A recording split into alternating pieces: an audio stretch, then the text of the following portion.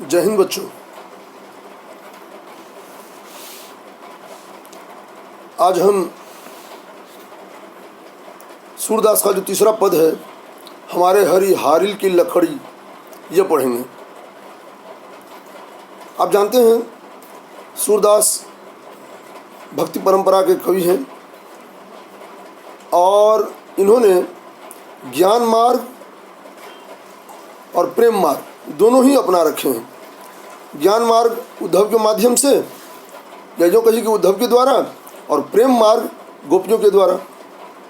अब इन दोनों ही मार्गों का इन्होंने यहाँ उन्नयन किया है, दोनों को दिखाया है, जिसमें दोनों ही मार्ग अच्छे हैं, दोनों ही सही हैं, लेकिन गोपियाँ ज्ञान मार्ग को ठुकरा देती हैं। ये जो तीसरा पद है, पहले मैं पद आपको पढ़कर सुनाऊं कि हमारे हरि हारिल की लकड़ी, हमारे हरि हारिल की लकड़ी, मन क्रम बचन नंद नंदन उर यह दृढ़ करी पकड़ी, जागत सोवत स्वप्न दिवस निशि कान्ह कान्ह जकरी, सुनत जोग लागत है ऐसो जो करवी ककरी, असुतो व्याधि हमको ले आए देखी सुनी न करी, यह तो सूर तिन्हिले सौंपो जिनके मन चकरी। यह पूरा पद है। पहले पद में गोपियाँ व्यंग्यमान मारती हैं उद्धव को, तीखे तीखे व्यंग्यमान। दूसरे में निर्वेद का भाव है, जो पढ़ाया मैंने आपको। उन्हें सारा कुछ अपना ही दोष नजर आता है। वे कहती हैं कि अब जो है सो अपने मन की बात किससे कही जाए, क्योंकि वे हैं नहीं और कोई उनका विकल्प तो है नहीं, उनका विकल्प तो वे खुद ही हैं, और क्या हो सकता है। ये जो तीसरा पद है, इसमें ये संपृक्ति यानी जोड़, गठजोड़ दिखाती हैं गोपियाँ। मैं पहले आपको कठिन कठिन शब्दों के अर्थ भी बता ही दूँ, बेहतर होगा। हरि भगवान हरि विष्णु, हमारे यानी हमारे, हारिल, हारिल एक पक्षी होता है, कबूतर की जाति का एक पक्षी होता है हारिल। हरियल बोलते हैं हम लोग, मिथिलांचल में हरियल बोलते हैं। लकड़ी, लकड़ी यानी लकड़ी, ब्रजभाषा है। ब्रजभाषा में कठोर वर्ण नहीं आते, जैसे मूर्धन्य, तालव्य, मूर्धन्य ये सब नहीं आते, दंत से आता है अधिकतर। मन क्रम, मन आत्मा का सूक्ष्म रूप, क्रम यानी कर्म। यहाँ कर्म न देकर पद टूट जाता, मात्राएं भंग हो जाती। ये मात्राएं, कविताओं की मात्राएं अलग होती हैं, स्वर की मात्राएं नहीं है, ये कविताओं की मात्राएं हैं, तो ये मात्राएं अलग हो जाती। लिहाजा मन कर्म वचन कहने से मात्रा भंग हो जाती, मात्रा बढ़ जाती, दिक्कत हो जाती। सब कुछ मीटर में होता है, छंद है यह, तो इसीलिए क्रम कह दिया। क्रम यानी एक के बाद दूसरे का आना नहीं, यह नहीं। यहाँ क्रम मतलब कर्म, कर्तव्य, कृतित्व। वचन यानी बोली, वचन। नंद नंदन, नंद जो गोकुल के महर थे, महर बोलते हैं मुखिया को, भगवान श्री कृष्ण के जो पालक पिता थे वे नंद जी। और नंदन बोलते हैं पुत्र को, नंद नंदन यानी भगवान श्री हरि कृष्ण। उर बोलते हैं हृदय को। यह दृढ़ करी पकड़ी, दृढ़ कर यानी कि मजबूती से, कर यानी करके, मजबूती से, मजबूत करके, पकड़ी यानी पकड़ रखा है, पकड़ रखा है। जागत सोवत, जागते सोते, स्वप्न सपना, दिवस दिन, निशि यानी निश यानी रात। कान्ह कान्ह जकरी, कान्हा का, जकरी का मतलब होता है रटते रहना, जपना। कान्ह कान्ह जकरी, कान्हा कान्हा भजते रहना, जपते रहना, रटते रहना। सुनत जोग लागत है ऐसो, सुनत यानी सुनते ही, जोग, जोग यानी वही योग जो मैं पहले भी बता चुका हूँ आपको। लागत है ऐसो,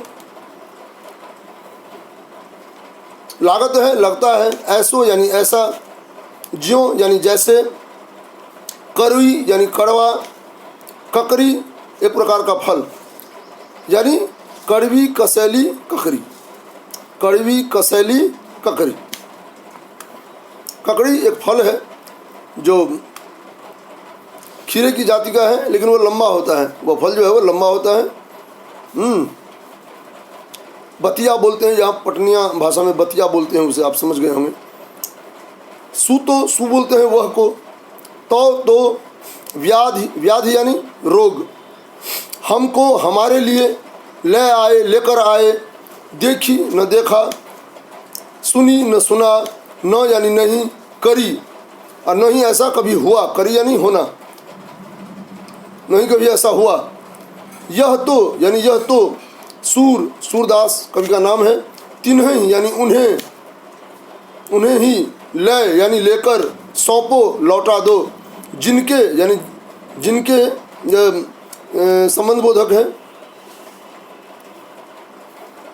बहुवचन संबंध बोधक है, अन्य पुरुष बहुवचन संबंध बोधक, जिनके मन आत्मा का सूक्ष्म रूप, चक्री यानी फेर, पेंच, दाव पेंच और चक्कर। यह आपको मैंने शब्द बताए, शब्दार्थ बताए। सारांश यह है कि गोपियाँ उद्धव को बता रही हैं कि भगवान श्री कृष्ण से हमारा क्या संबंध है और कैसा संबंध है। वे कहती हैं कि जिस तरह हारिल पक्षी अपने पैरों में टहनी पकड़ कर रखता है, उसी तरह हम सब भी भगवान श्री कृष्ण को हृदय से जकड़कर, हृदय से पकड़कर रखती हैं। हम अपने मन, कर्म और वचन से उन्हें अपना सर्वस्व मानती हैं। जागते सोते, दिन रात, उठते बैठते, है ना, हम सिर्फ और सिर्फ कान्हा कान्हा कान्हा रटते रहते हैं, रटती रहती हैं हम गोपियाँ। और इस बीच में आप जैसे लोग जब आते हैं और हमें बताते हैं कि योग क्या है, आत्मा क्या है, परमात्मा क्या है, आत्मा का परमात्मा से मेल क्या होता है, तब सही पूछिए तो ऐसा लगता है जैसे अमृत पान करने के बीच में किसी ने कड़वी, कसैली, ककड़ी खाने को विवश कर दिया हो। जिस तरह अमृत पान के बाद कड़वी, या कहीं भी किसी भी भूखे पेट भी कड़वी, कसैली जो ककड़ी होती है वो बहुत तीखी होती है, बेकार लगेगी, सुनकर ही जो है सो मन विकल हो जाता है। और यदि अमृत पान कर चुका हो कोई, 56 भोग खा चुका हो कोई, अमृत पान कर चुका हो कोई, उसके बाद तो उस कसैली ककड़ी, कड़वी कसैली ककड़ी का तो क्या मोल रह जाता होगा। यही बात वे बता रही हैं। कितना विरोधाभास, विरोध दिखा रही हैं।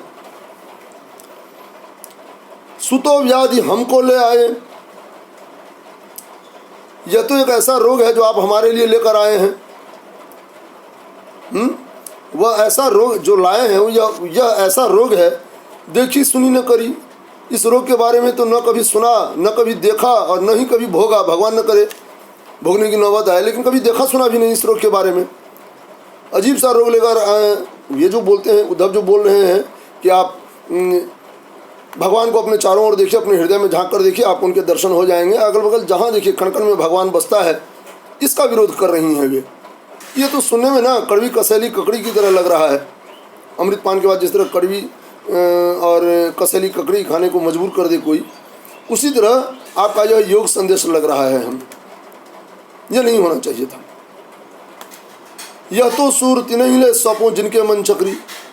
और सूरदास बोलते हैं कि गोपियाँ जोर डाल रही हैं उद्धव पर, ये दबाव बना रही हैं कि यह जो आप योग संदेश लेकर आए हैं ना, ये योग संदेश आप उन्हें ही ले जाकर सौंपिए जिन्होंने आपको यहाँ भेजा है।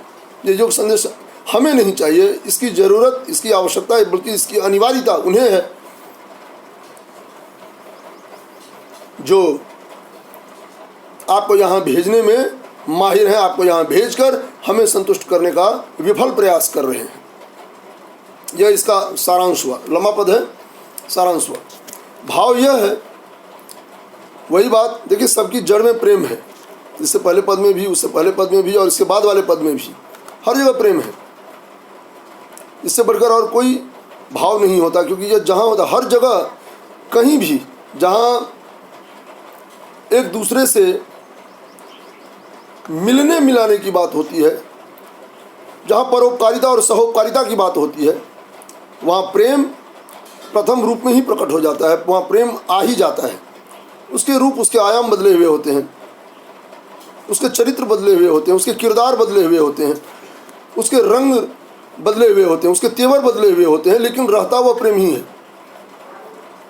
चाहे वह भक्त और भगवान के बीच का हो, माता, मैं बार बार बोलता हूँ, माता पिता के बीच हो, भाई बहन के बीच हो, और माता पिता और बच्चों के बीच हो, पिता और पुत्री के बीच हो, या माता और पुत्री के बीच हो, पिता या पुत्र के बीच हो, या माता या पुत्र के बीच हो, या कि अपने पराये के बीच हो, या कोई जो जिनसे हमारा कहीं दूर दूर का नाता रिश्ता नहीं।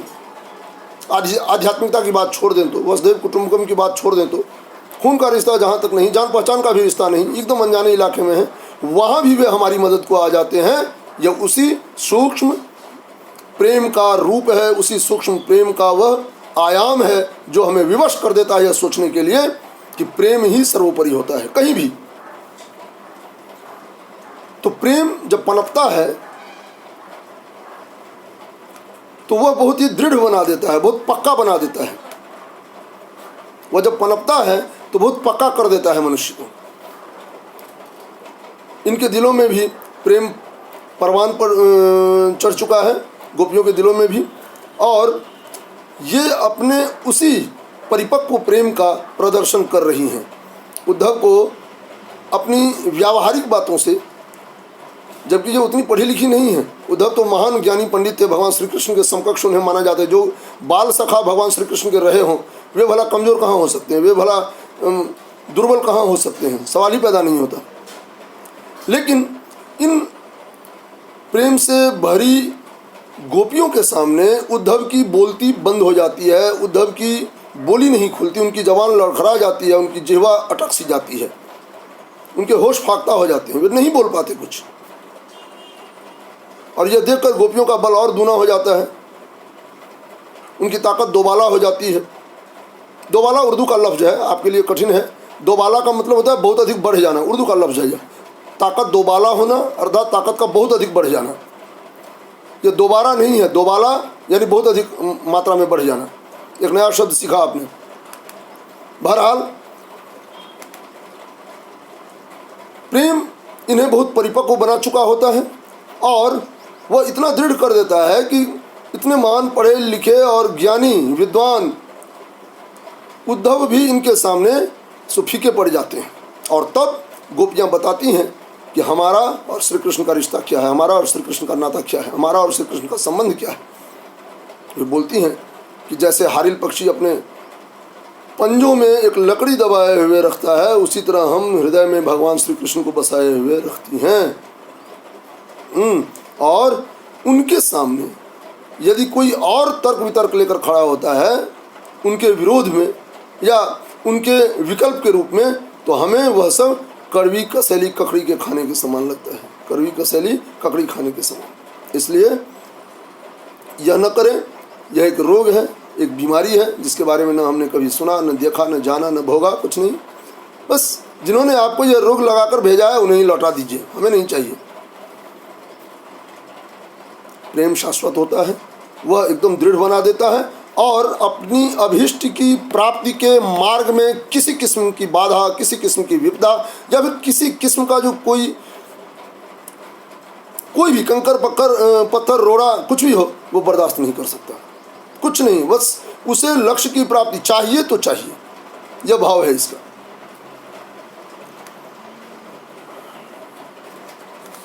जरा विस्तार पूर्वक बता दूं।